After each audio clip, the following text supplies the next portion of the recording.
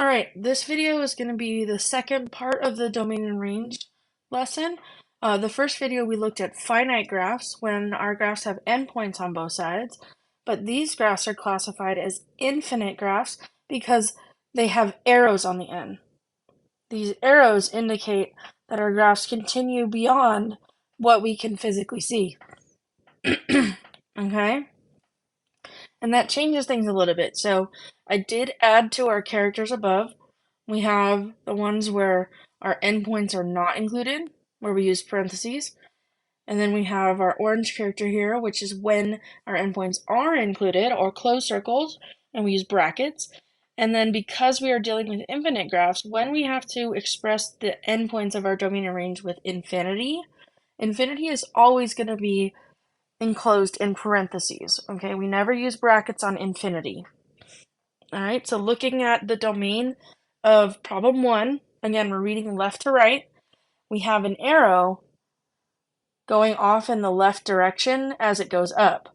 That's telling us that that graph is never going to stop. It's going to continue to rise like that, which means that our x values are going to continue on forever in the left direction, which means that our lowest or leftmost value is going to be negative infinity, and then going to the right, we have an arrow that's going in the down direction as we go off to the right, which is telling us the same thing. It's never going to stop, which means our highest domain value, or the furthest to the right, is also going to be positive infinity. Okay, and because we're using infinities here, we want to use parentheses to express the domain. All right, as negative infinity to infinity, that's the interval notation for all real numbers. There's no stop, there's no break in our domain. For problem 2, however, I do see I have an arrow on the right side, but on the left, I don't have an arrow. On the left, I don't have an arrow. So my lowest domain value on the left is going to be negative 15.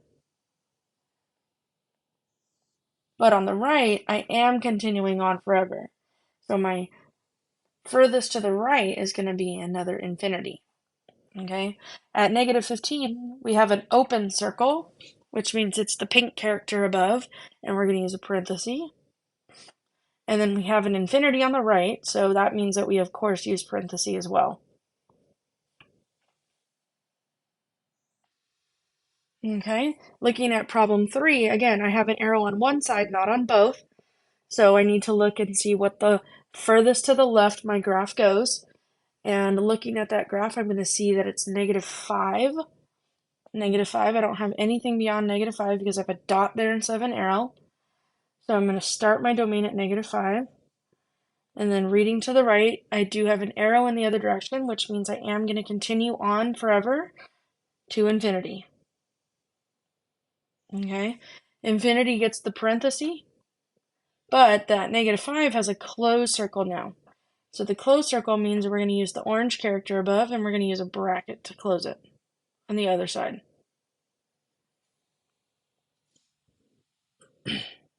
Okay, so infinite graphs can go off in both directions or just in one direction. Okay, so when you only have one arrow, you have to look and see which direction is the arrow going and where does your domain start. Okay, next we're going to look at the range values for these graphs. And remember, range is describing all those y values. So we're starting with our lowest point and we're continuing ourselves up to our highest point. So lowest point up to the highest point. And because problem 1 has arrows on both sides, my graph is going to continue to go down as it continues on forever, which means my lowest range value is going to be negative infinity.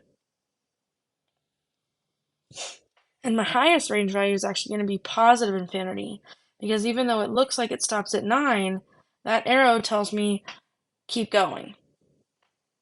Okay, and since we're using infinities, we're going to use the blue character above and close this with parentheses.